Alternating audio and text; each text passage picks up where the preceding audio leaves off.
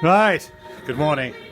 Okay, as you see I'm walking through where the body was with the A-frames, the jib, and I decided that we think the best way to finish that off is sandblasting it, right? But we can't sandblast it in here because we'll spend 2 years trying to get the sand off the cupboards and the shelves and all that. We can't do it. So I thought we have those that we recently acquired to move that. They're not very good actually.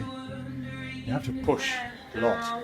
I thought they might go well on that, which is not very heavy. And that's what I did. I just put a couple of pieces of angle to brace the distance between one jib and the other.